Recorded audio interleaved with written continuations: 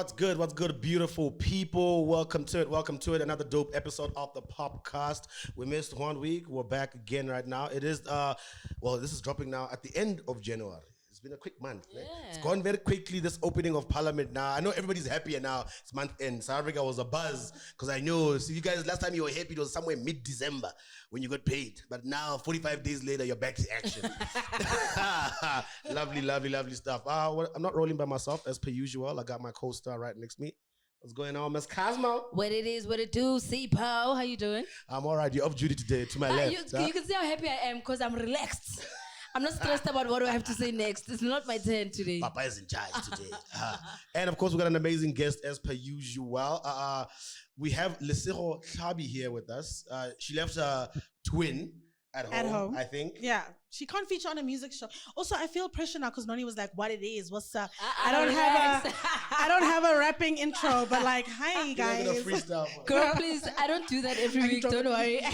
So are you showing out now in front of me? Anyway, hello. Suddenly lights came and what it is, what's up? Okay. Man, thank you so much for joining us. I hope we're gonna have fun. Not get you into too much trouble out here with our opinions. We are coming to you live from Stilo Magolida's pop-up store, which is the Water Bodega right here on De Beer Street in Braamfontein, the heart of the culture. Yes. As you know. So yeah, come through and check it out. It is a pop-up, so I don't know how long it'll be up for. Yeah. But if you check Water Bodega on Instagram, it'll pop up. Of course, we'll give you the links out here to check it out. Some cool clothing store out here, some retro vibes. If you know Stilo Magolida, I don't even have to describe it to you. What's happening out here. But I was gonna say the clothes look like what he looks like. Yeah. I can say that. And it's very Bram in nature. It is, like I said, on De Beer Street. So come and check it out right on the four-way crossing the center of Bram. I've actually seen a lot of the guys supporting as well. They've worn some of the gear, you know, the two-piece, the boys in the hood two-piece, which is dope, and it's nice for like summertime vibes. Like it's got the matching shorts and the shirts. It's a really dope kit. So, you know, come through, check it out. And of course, because it is a short-term pop-up, it won't be here for that long. So if you're trying to get some of that kit, maybe you saw it in December, but you didn't have the money. Now, I get this payday. Now's the time. Now's the time before this place disappears. Absolutely. We're going to start off with a bit of sad news. Of course, if you've been following the Amapiano scene, you know anything about it, or even seeing some of the guys we've interviewed, they do give a shout out to a sub-genre of Amapiano, which is very popular in Pretoria, called Bacardi. And one of its, I guess, what can I say? One of its biggest ambassadors in the city of Pretoria, Vusi Ma Vusi Ma R5. I've heard it pronounced both ways. Vusi Ma 5 rand, not my 5 rand. My 5 rand. I was with you, so I'm sad. See, you can see Sibu lives in Bryanston. My 5 rand. No. Sibu my 5 rand. Don't give Bryanston to me. But very, very unfortunate to hear about his passing. He was unfortunately gunned down. So we do send condolences to his friends, his family, to the entire Pretoria music Bacardi scene and all its friends. So yeah, very, very sad news. Definitely condolences to them, and I think also at a time where his career was definitely peaking. It was taking you know, an uphill trail, and I think anybody who used to go to the 20 Fontaines, who used to go to a lot of the Pretoria gigs as well, they would recognize him and the sound that he was carrying with his brand. So condolences to his family as well as his friends. So yeah, it's a loss to the game, man. Yeah, it's very difficult. I know we're telling Lesego offline even about Bacardi. Every time everyone who's not from Pretoria, they hear the sound, they're always trying to ask. It's hard to describe, but if you're from Pretoria, I think then you kind of just know. Yeah, and it just makes sense. It just makes sense. And you know Pretoria has its own vibe and its own, they give it to us, we either accept it or we just we just fall in line. Lesego, if you just think of like Mujava, or you think of Don't do this. What? If I think of what? Why would you say that? Like, I mean, guys, look, I'll listen to Bacardi on my way home. Okay. I don't have a reference. I did not know Amapiano needed sub-genres. I'm a little bit tired of the genre just only being the genre in South Africa. But now that I know that there's more to it, I will explore Bacardi. But no, I don't know who that is. Well, so for instance, like even Focalistic's new songs, Jepa, that's like a off-cut Bacardi type of song. And there's also a couple of other songs that Melo and Sleazy have also released, which is more. They've actually got a whole tape dedicated to Bacardi from a Amapiano perspective. So have a listen to that, and then I will. and then I maybe will you'll do. give us a review online. I will do. All right, staying with some more piano news. There's been a video that's been trending for the last couple of weeks about this girl saying "Rolokeleng mo industry," Squeezeng in. which feels like a sister to the old hashtag of "Open Up the Industry," which people will go on about. So this has reignited that conversation, and it's been a fun video for people to share online. But what it's done now, of course, is Daliwonga and these people have released a song where they sample that, inspired by that girl. And it's created a bit of a debate online. Like people saying, cool, we understand Amapiano is all about the streets and them taking this music or taking something that's trending and putting it on a song. Some people are like, well, you can hate or like the song itself off the bat. That's fine.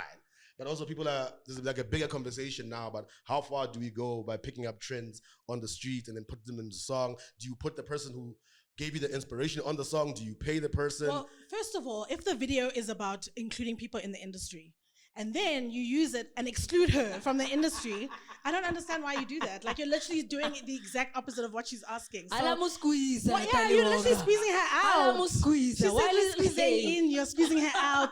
I'm not sure what the point is. I think they should have included her. It would have been such a great moment in pop culture history because it's trending right now. She's literally asking for a shot. Everybody's using this video and not squeezing her in.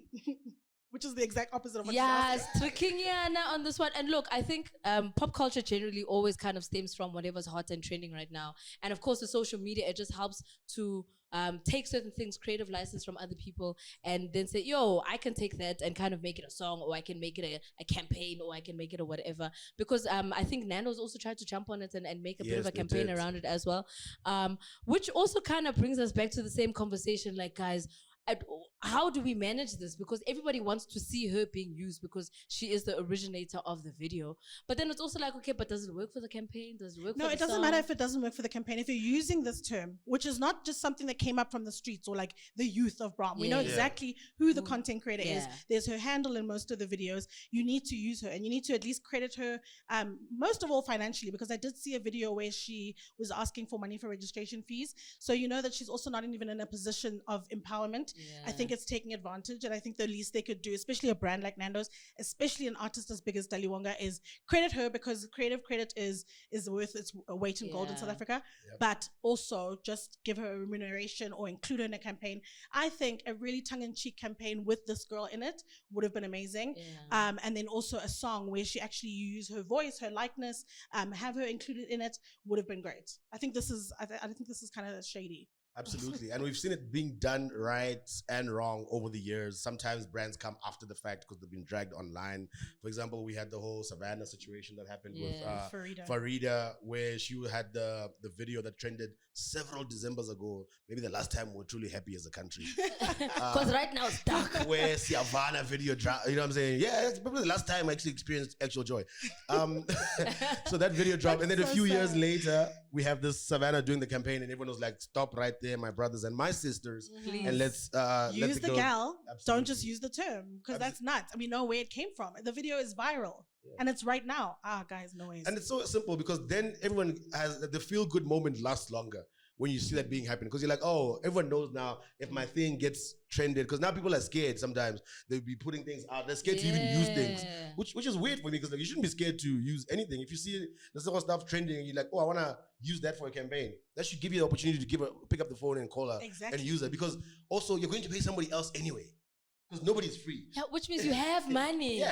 You just send the money to the right person. And that's literally what content creators are about. We are the ones who come up with new slang, new terms, new energy. I just think it's so unfortunate that people want to use content creators, but without the payment part and without the credit part. Snacks.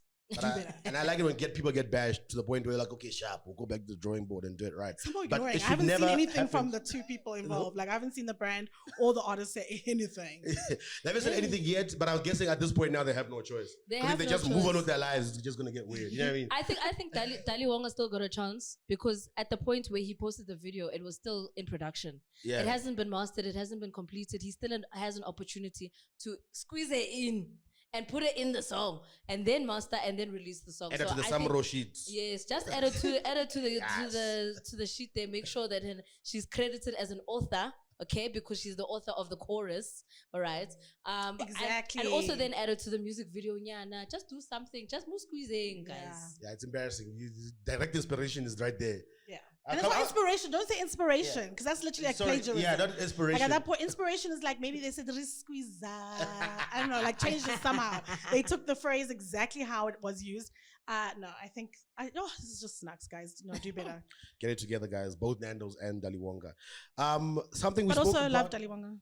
I mean, don't worry, honey. We'll see you on the street. I said this year I want to have like an Amapiano relationship, so I'm just shooting my shot. But like, do better. But like, love you.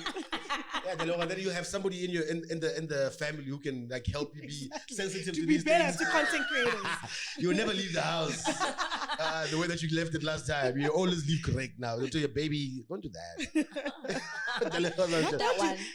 What's Squuezeng in? What's Squuezeng in?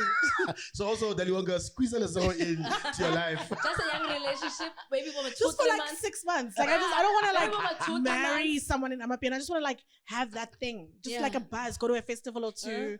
Yes, I think it would be so fun. I'm really fun. You just want to be back. You just want to be backstage. No? I just want to be there on stage with my camera and just be like, oh my god, yes. Please don't finish me.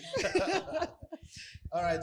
Something else we spoke about in the last episode, of course, was us looking forward to see who's going to be in the cast of Love and Hip Hop South Africa.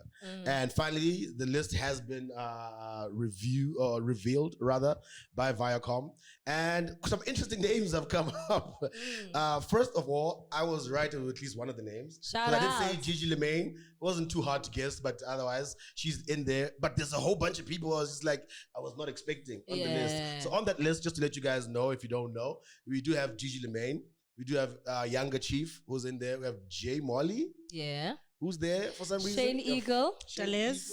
The LAS. We've also got Manny Badu, Fifi Cooper. Yep. DJ Speedster's also out there. Yeah, man. And I think they're just out there running the streets. And we're going to see whether they have love or they just got the hip hop. Yeah, I'm also like, okay, so are they going to involve the love part? Because what we watch the international versions for is the relationship drama. I don't want to see you in the studio all the time, like, mastering songs, number one. Number two, a really important question for me is like, who's the target audience? Because it feels, okay, how do I say this? It feels a little bit like this show has an older cast than is currently the most relevant. 30 is the new 20. Let me say that. No, it's not even about an age thing. I'm just like, it just isn't. I just feel like there's like, I don't know, like younger, more. Yeah, you know what? Let me stop. That was my question: is who's the target I'll continue. Let me pick it up for you. Let me pick it up for you. It's absolutely right. When you look at it, it's hard. I think Jay Molly might be the youngest person there. Yes, he definitely is. Jay Molly is the youngest. And Manny Badu. Oh, Manny Badu. They're the ones who I think are probably still under 25. You know what I'm saying? Jay Molly, I think, is 25. I think Manny Badu is under 25. Right. Yeah. So you have those two guys representing a younger market, right? And then everybody else is touching 30. Or they've touched it. Or there's been touched. Deleuze is like exploring 40 is the new 20. You know what I'm saying? He's very close to touching a different kind of number. You know what I'm saying? Like MetroFM top 40. Oh, wow. I'm talking about real numbers here. Yes. You know, when your age matches with every single hit in the MetroFM top 40. Wow. That's when I start thinking, who is this for? No, I'm saying we know the North Guard. We know Deleuze. He's always been part of the culture. He's got, we can hear him talk about the whole day. But who is it for? Yeah. I think he's going to be an interesting character. He might be the most interesting if you know anything about Deleuze off camera in terms of like the love and the hip hop part. But that's the thing. That's what the show needs. The show needs content. So if you bring in a younger kid, you bring in somebody who's maybe like, okay, comes to prom, maybe performing at like the small little festivals, mama, you know? I get you want a younger crowd and you wanted to appeal to a younger audience. My thing is, do those people have the content that they're looking for? So for me, because let's say we bring in maybe I don't know, like a Major Steez or whatever. Yeah. Sure, one of them has a girlfriend, the other one doesn't. So then what's the plan? Are they actually in love? Because this thing is new also. Whereas Liz has given us the track record we want. We've got the drama that we need. The girlfriends are there. The baby mamas are there. The babies are there. Oh, so many girls. The thing is, it's not about the age. I'm not saying everybody, for me personally, should be under 25 or Yeah. whatever. Yeah. It's like not a problem that people are touching MetroFM's top 40. Yeah, that's just people pleasing. Yeah. I was just I pointed. But fine. I'm talking about who's the audience. So let's just say, because Noni, you are not touching 40, but you're similar age range to Daliz. I don't know how many people our age are going to watch. I'm much younger than him, actually. I don't know how many people our age are going to sit and watch Love and Hip Hop SA. So I feel like the target audience is already leaning younger, and I think maybe more fresh artists, not younger, just right, more relevant artists. more like trending today, Yeah. rather than maybe older So in that there's- way, not so older in age. I think the tricky part also comes in now is that this show has come in off of the legacy of Love and Hip Hop in the States, Yeah. right? So they obviously need to keep it as Love and Hip Hop if they're bringing it as a flagship show into South Africa, right? Now we know, because our culture, as it stands 2023, we are in piano mode. Hip hop was 5 years, 6 years ago. If they had done the show 5-6 years ago, it would have been 100% on top, on brand. Unfortunately, because of where our culture is in South Africa right now, people want to see Love and Amapiano as opposed to Basically, seeing that's Love and Hip exactly Hop. it. But Sure. it's a flagship show, so you can't change it. But you can still say hip hop. Hip hop is such a broad term. But that's the thing, Mapiano. Some of the people, Ray J is not even a hip hop artist, and he's in there. He's an R&B artist. Exactly. R&B is like a. But it's a so then wing we can of say the hip-hop. same thing. We can say Amapiano is our version. I just think it should be people that like today. Like I want to know what's happening in Uncle But Ray Waffles' J is life. I wanna also, know he what- was never the one, and he was still there on the show. But Ray J is messy. South Africans aren't messy enough. We're very conservative Not culture. messy enough. first We're of not all. messy. People like For to be shows like this. conservative, private. So either then bring the messiest or bring the most relevant. And I hope that then I they hear you. fit in the second one. But again, following off the back of how they choose the cast in America, as part of it is that Love and Hip Hop usually goes with artists that are actually trying to reignite their careers, aren't so relevant anymore. So off the back Or of that, some people who are trying to grow their careers. yeah. So there is that. Sometimes it could be a bubbling under art, and you're like, oh, here's a platform that I can use to like introduce myself to a bigger market or just to more people. Yeah. In that sense, there's people here that could use that, but also there are people here who are, I've come from a different generations, a little bit older, and now could be thinking, not older so much, but so much as just not relevant right now. But now they have an opportunity to like, let me go into this show and maybe add a little bit of spice or something to my career. We never know what's gonna happen with these couple of characters. There's people who like you can see maybe might have drama. Some seem like Shane Eagle doesn't seem like a guy who like wants to start Shane drama. Eagle's been dating the same girl since he was in grade 8. You know what I'm saying? I'm worried about where's the drama in that. Maybe Well, at least there's love. I mean, Yes, half of there's them love. are single also. So they must then be dating fucking...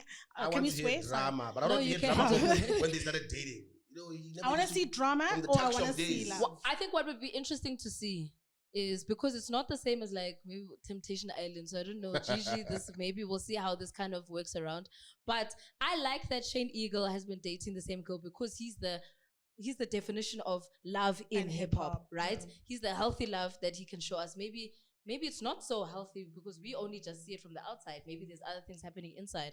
Outside of that, there's also the opportunity of saying, here's some hip hop guys who are maybe back into trying to get into serious relationship dating. Maybe they go onto Tinder and then they go into dates and we follow them on dates. That's also That's looking what I for want to love. see. Yeah. Do you know what I mean? There's also that element of seeing them, because all we know is the music and the Twitter drama. We don't see the personalities, and this is how we can see whether they've got pickup lines or not.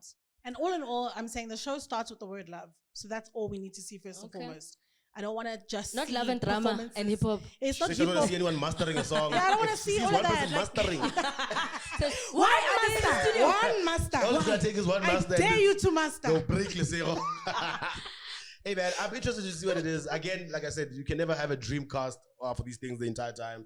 So the guys that have been given the opportunity, I guess it's up to them to make things interesting. Because again, the opportunity is right there for people to like burst into a scene and to make Yeah. something. Maybe to you and Wendy should show be us- on, since you're like a Yes. hip hop. You do hip hop in podcasting way. And then we must break up on the No, show. no one says and then that. get Just back, try go to get back to together. love and hip hop. And you know, we both also used to rap. Oh my gosh. Exactly. Wendy Kumente, no. I am putting you guys are up for not far season off. 2 We of both, Love no, and but I Hip say Hop. you used to rap. I mean loosely. I mean, No, when you're in high no, school, we wrote Wendy some used rap. to rap. Wendy No. used to rap. Sipo's been waiting for a way to get back in the game. Exactly. This is his You chance. know what? I'm going to put you guys up for season I should 2. have put my own name in the hat when I was guessing last week. Yes. Oh. Maybe they would have called me now. Sipo, maybe it's once again Pukele studio. Yeah. Listen. Don't take me seriously and try to drop a song. Season 2, please can you call Sipo? That's all I'm saying. It's Thank because Manchu you. releasing an album. So Squeezeng in. What the album? We're squeezing in. I actually think I'm gonna call you. Call me. I'll pick up the phone. Next time you're in the studio, be like, yo, I got a young beat for you. I just need to be in the back of the studio. Just give me time. Just give me a little something. I've been working on one Stay song for tuned. 15 years. Give me time. When it drops, just know I've been writing this since high school. Which is fine. I mean, there's that, but look, we're looking forward to the show. Like we just said, it'll be interesting to see which artists really run with it. Not so much with the fake drama, because there's always that element of fakeness. But because we are in South Africa, we can see it very, very, very clearly. Can be like, that's not you, my brother. That's not you, my sister. But it'll be interesting to see, especially something like a J Molly, such a quiet guy. It seems like it. But you know, Jay Molly's actually he's been through a lot, especially because he had also spoken about it even with his last album about his depression and him actually even going to rehab and all of that and how he almost died. So I think they're going to concentrate on personality and personal experiences more than, because we only know Jay Molly's music. We don't know everything else he's dealt with. And I think from a mental health perspective, that's a good story to kind of put on, you know? All right, let's see where they take it, man. Definitely looking forward to the show. Something else that made news this past week was, I think there was a tweet from Cassper where an old song of his from like 6-7 years ago, 8 years ago, re-entered the charts. It wasn't that long ago. How long was that? I think it was like 4 years ago. It was like 4 years ago. 4 years? Yes. Pre-pandemic? Yes. Yeah. Okay, sure. But just. It's not that 6, old. 7 but years. but 2018. I think 6-7 years he still had the ponytail. Yes, because Gets was part of 2018, Short and Sweet. So 2019, yes. Okay, no, you guys are right. So 4 years ago. 4 years ago, okay. What did I say, 6, 7? You said 8. Everything to me happened like 6, 7 years ago. That's like my time stamp. The pandemic added like another That's when 3 you said years. we were last happy, that's why. Exactly, last time exactly. Shane, Yeah, you were that's a really last country, happy not in just me. 2016. So when this song, of course, re-entered the charts, Cassper, I'm guessing obviously he was proud of that to say, because people do attack him on the fact that they're like, your song will never last the test of time, la-di-da-di-da, your music just is here now, gone tomorrow. But every now and then he shows like, my song's still chart. Which my chart? album's still, sorry? I'm not sure if it's iTunes charts or whatnot, but that's the only one that actually makes sense. Yeah, I think it popped up somewhere on the iTunes charts. And he was just, I guess, addressing that matter. Which, you see my song is back in the charts, but it was also a song from quite some time ago. So there's that. But then people start thinking about which artist locally, hip-hop, amapiano, whichever, do you think has the most replay value? What songs do you think in 5 and 10 years will still be bumping? Or which artist do you think at least makes this might be timeless? Personal, but I think Ricky Rick's music is still, even from 6-7 years ago, I consistently play that with much joy. So probably Ricky Rick for me. 100%. Not even probably, definitely. I agree. Definitely from a hip hop perspective, I would have to say it would have to be Ricky Rick. Outside of Ricky Rick, I know AKA also has some gems as well from way back. I think even from his first couple of albums. I mean, the likes of KO, the likes of Tear Gas, their music is timeless. R.I.P, we still listen to his music even till now. And even if I play it like now, if I play, for instance, like a Music and Lights, or if I play like a Tswaka, the crowd, well, obviously depending on age gap, but like there will be like some joy and sing along happening. So there is definitely people who've got timeless music, and of course Cassper's also throwing in his hat on that one. That song and that one, because I mean, it's back on the chart, and it makes sense. If it's iTunes, it means people are going back to it and listening to it and then bringing it back. Also, I think people give Cassper a hard time. Like, I think he's got quite a nice, discography. He's got quite a nice good catalog. Like, I enjoy catalog. still listening He actually to does. it. People they do overjudge. I think people like to I think people like to go with him because he's very reactionary. Yeah. So I wish sometimes maybe he wouldn't react so much, because I think people literally go at him just for the fact that he can be dramatic. Yes. But his music slaps. His music he's got such a good catalog. Sorry, I was about to mess up that word. He definitely has a really great catalog, and I think it would also be nice for him to also kind of maybe even do like a just a throwback show or whatever. I mean, isn't that what Fill Up is? No, Fill Up is more about filling up the stadium and then and then maybe playing new music. He does do a lot of his old stuff, to be fair. It's not like he only does the new stuff. But I want him to just do okay, I'm just doing a show purely on Tulufelo. I'm just doing a show purely on Refilwe. Do you know what I mean? That would be really awesome. He's got plenty of hits, but you're right. It's easy to attack somebody who also likes to defend themselves. Yeah. Because, I mean, rappers in general just get attacked all the time. Oh, and you can see, even Bobo AKA, you can Google his name at any given time, whether he's releasing music or not, and you'll find lots of hateful things. Yeah. And you can do that with pretty much any Some people rapper. Have it a little bit more deserved. Of course. No, deserved than others. But because they've done like shit, you know what I mean? Yeah. But just on the fact that people will clown Cassper's music as if it's not good, I think is not true, and it's not fair. Yes. but this is Mzansi.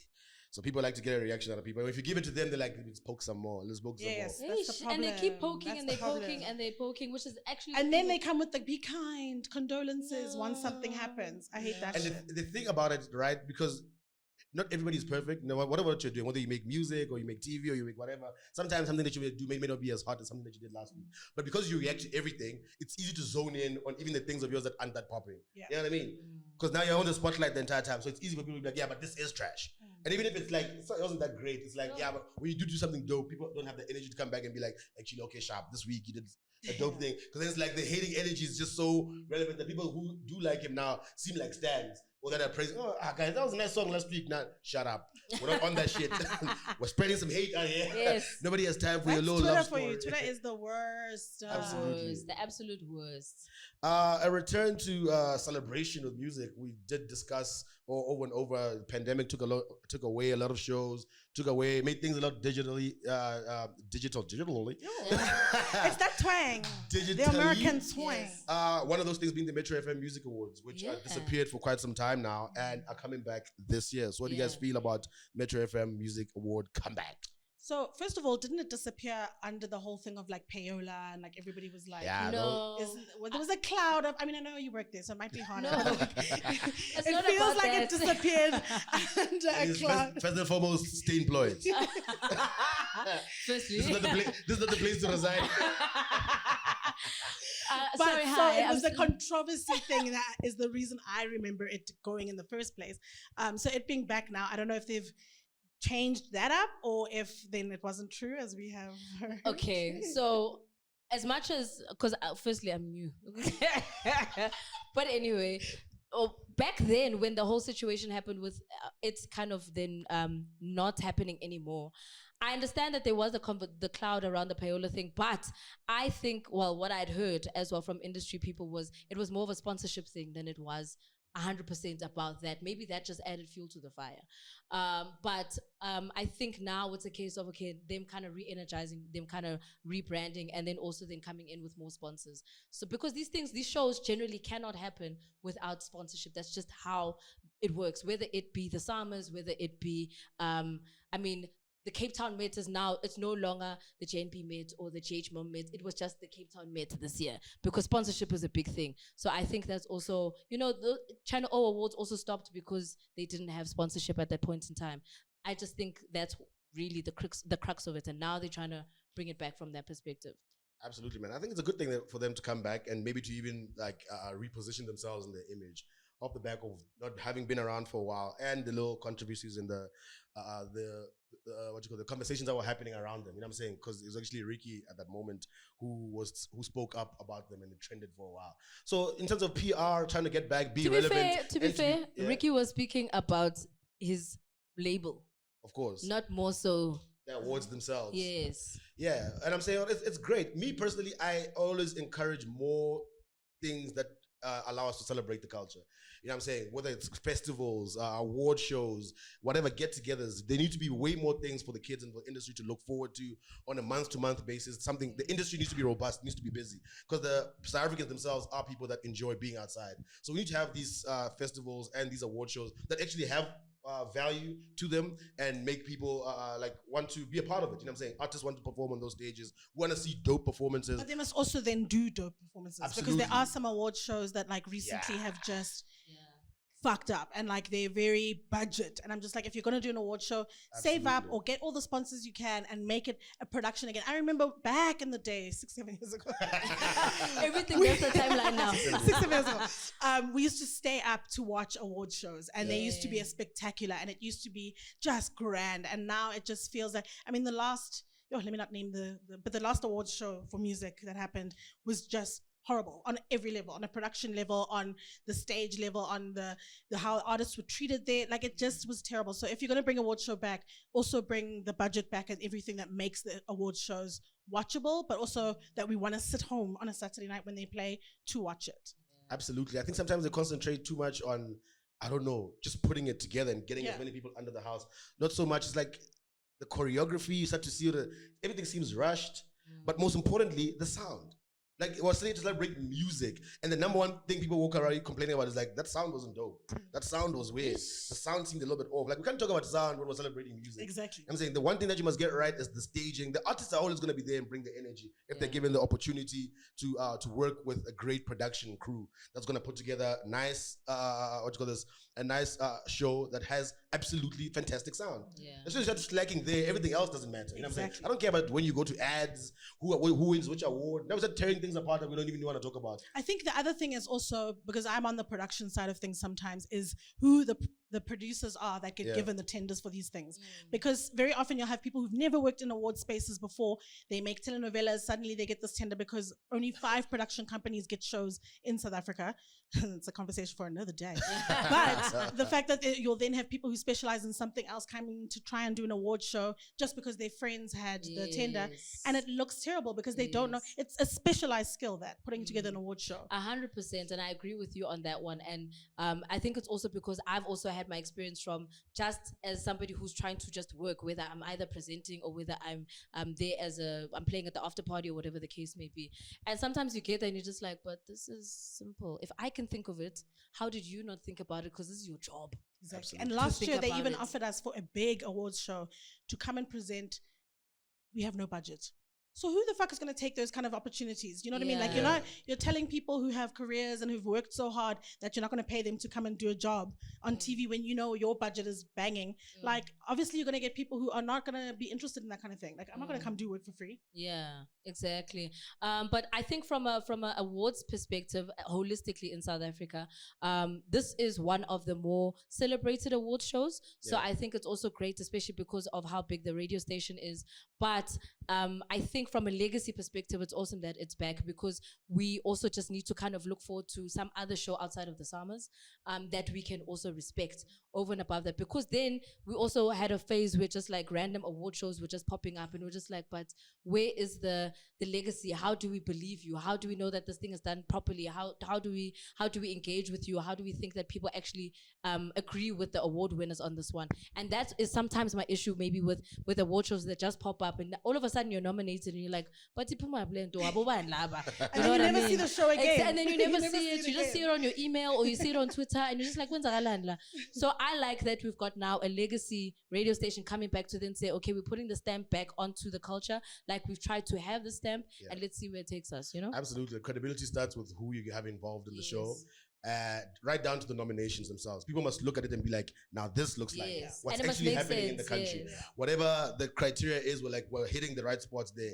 And then the final thing is the show itself. It has to deliver a world-class show. Also, it takes one. As these award shows and everything's are coming back together, it takes one award show to do it at an incredible level. Every other award show won't waste time. They'll be like, we have a standard now. When the standards start to drop, everybody starts to vibrate at a very low level. Because they're like, what's the point? No one else is putting big money around these things. Why must we? The attitude feels that way. But as soon as one person does it to a point where like, do you remember those awards from 3 months ago? Then the people who are coming after will be like, if we're going to do it, we must also step correct. So I hope they're coming back and they're coming back correcto. Right. I think we're going to go straight into an unpopular question for this week. Lucero, what we usually do here is we just pick an unpopular question from this bogo. She must pick. Actually, you must pick it. I'll read it for you. Our producers come up with it, so neither one of us here has seen what the question is. Is the question aimed at me? No, it's for all of us. For all of us. We just have to answer honestly. Okay. All right. That's why it's unpopular.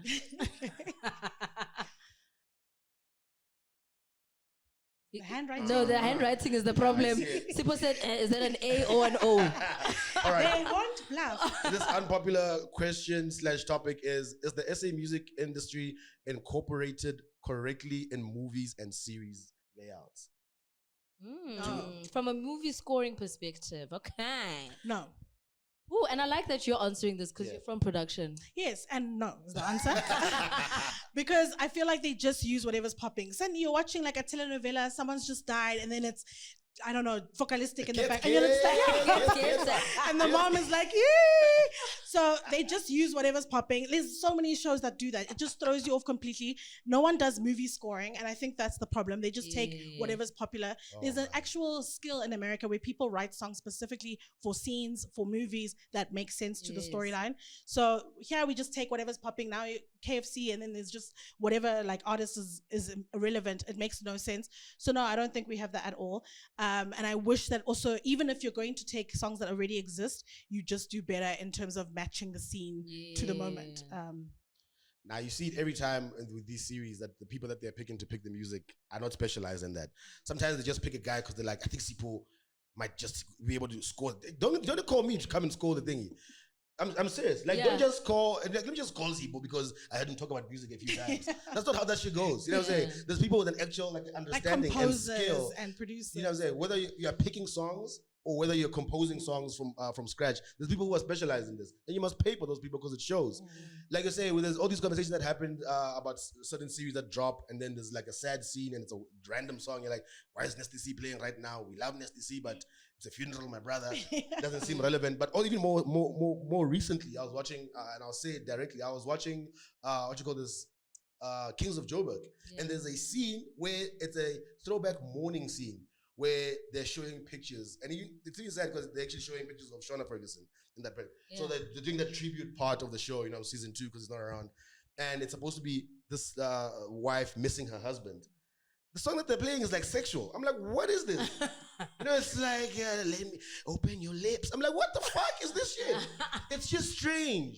You know what I'm saying? Because as soon as the song starts to sound strange, it makes you not appreciate a moment. You're like, you're throwing me off here, man. You know what I'm saying? The song should be very simple, and if you can't do a song, just stick to a beat. But even that is still scoring. So even the beat has to be like, you know what I'm saying? You can't just pick a freestyle beat. So wait, talking about Kings of Joburg, did they match up from Mermaid to Bazooka? No, update, guys. I should have opened to this, actually. We saw a bazooka. The Mermaid was holding a bazooka in season 2. No, they did not. They did not bother to tell us what happened there. This Mermaid is just the new Mermaid is gone. This person, this character is played by who was playing the Mermaid in the first. Is just playing a new character now. They're looking at us straight in the eye and they're saying, just deal with it. So I was watching, they're looking at us, that meme where it's P. Diddy and that guy at the award show. That guy is looking at P. Diddy, and then that guy is looking back at him. And then he's looking at P. Diddy. I'm just like, oh, so we're not going to talk about this elephant in the room. No, not gonna. This Mermaid in the room, we're not going to discuss it. We are walking past it. All right, pimping. The Mermaid scene comes riding a scooter. I said, all right. So she has legs now, okay. Legs, can ride a Ducati.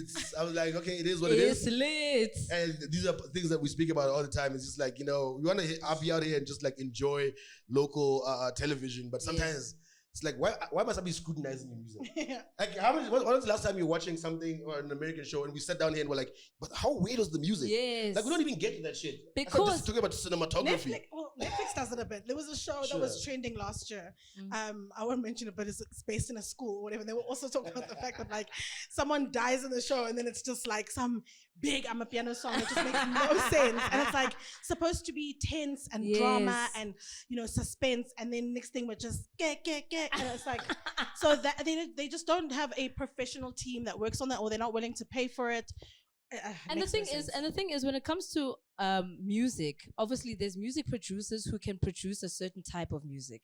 There's also DJs, because it's about how you read the crowd and how you read the room and you understand what song to play at that point in time. When it comes to music scoring, you need to have an idea of how to actually put together a TV show or how to put together a movie, because now you are getting into the plot of the movie, the emotion they're trying to show in that scene, how they're actually going to then round it as well for you to get to the next scene. So there's all of that needs to be kind of considered, and you can't just say it was the only one that could work because the BPM was fixed.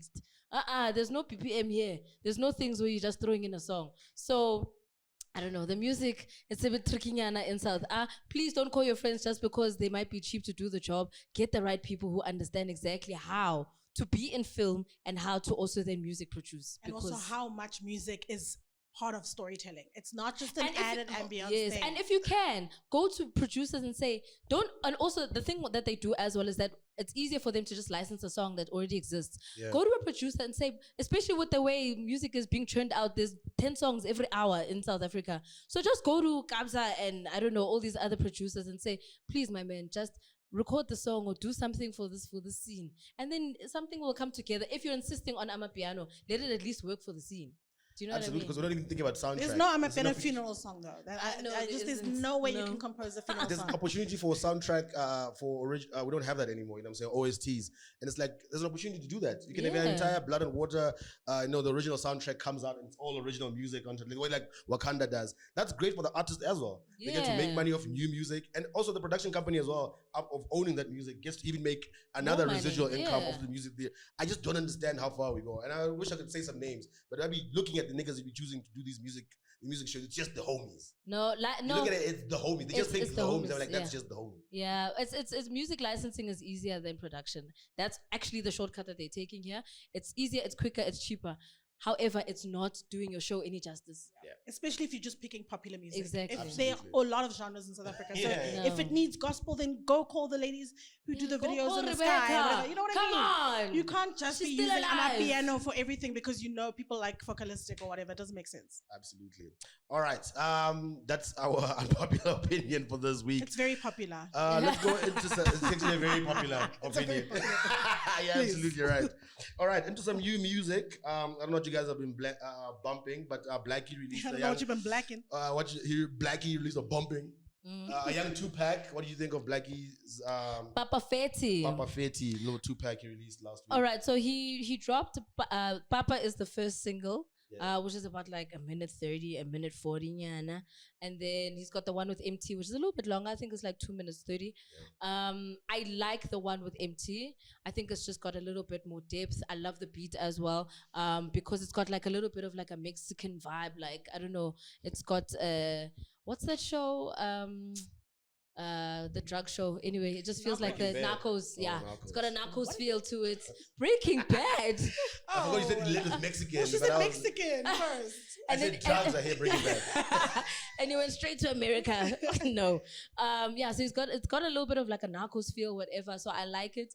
I dig how it's kind of been structured. However, I do also understand that Blackie is very particular in how he releases music. This is just a Scooby Snack, just to say, have something to hold. It's not the official single. It's not what I'm going to be recording a music video for, but it's something for you to have while I haven't released an official project. So I don't think people also need to bog down too much on, did you think it was well structured or whatever? Sometimes it's literally just, I had a freestyle, I wanted to drop it. Here you go, listen to it. If you don't vibe it, the album's on the way. Well, I'm just coming from like the perspective of like a party bunny or whatever. I'm not like an expert level like you two, but so I enjoy the fact that we just have different sounding music right now. I've literally, even in December, I complained. I was like, there is no way we go to the club and for 7 hours it's just Amapiano or just one sound. Like, I can dance and I love Amapiano, but it cannot be only one sound. So I'm just appreciative of the fact that, first of all, it's hip hop. It's giving a little bit different. I love Blackie. I think, first of all, he's so cool. And the music, just from like a girl who likes to dance perspective in the club, I feel like I'm gonna have a good time. And I hope play it now so I can come to your gig. Play it, please, Miss Cosmo. Yeah, no, I thought it was a dope young 2-pack that he threw away. It transitions into like one song. So it has that low vibe about it. I always like little small things like that. Because when I was listening to it, I was like, when's the next one start? I already hear MT. It's already started. I was like, oh, it does a little transition from one track to the other. It's technically kind of one song, or one theme. It just has 2 parts to it. So I like that little creative part of it. I always like to hear MT. Any given time I get to hear MT is a good day. 1000%. I don't care if I hear I just 20 want seconds. MT. Who's the guy who had the Tswana verse? That was my favorite. I think it was No, that's a different song. Oh no, it was definitely the 2 songs. No, there's 3 songs. No, there's another song. No, it's not that Blackie. I know what she's talking about. It's the Major Steez. We're going to get there just now. Okay, you know what? They gave me a list of songs to listen to, so let's move swiftly on to that one because I have things to say. Transition, much like Blackie, to Zepa. Yes, but I didn't even know these little guys. They're cool as fuck. Chico cool is the guy who hell. did Nkau Tempe. Okay, so I'm he's enjoying on this these track people.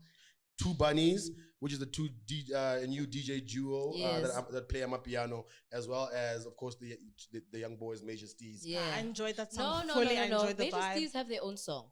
Yes. 2 bunnies and Chico have a different song. I'm the one who's 2 bunnies and Chico a lot. That's what and Anyway, Major Steez have a song. Yes. I was talking about them because they're like the twins. Major Steez featuring MT and Roy. The song is called Chin Cheats. Yes. That's the song I'm talking about. That is dope as hell. let's start there. Actually, they're all dope. The list is dope, Shem, for me. I had Yes. no complaints. But they're so cool. And I just got onto them now, thanks to this podcast. So, I enjoy the song. I enjoy that we're making different music. Oh, I can Yes. eat it all Absolutely. The up. boys are always having fun with the music that they make. I like Yeah. that about them. You know what I'm saying? They'll take something small, something that they see online. They're very in tune with their online what do you call this? The online markets, you know, Yeah. the youth and the TikToks. So they like to feed that market and they play to that gallery very, very well. You know what I'm saying? So that's evident in their music as well. From the time that they started was always about creating a vibe. Yeah.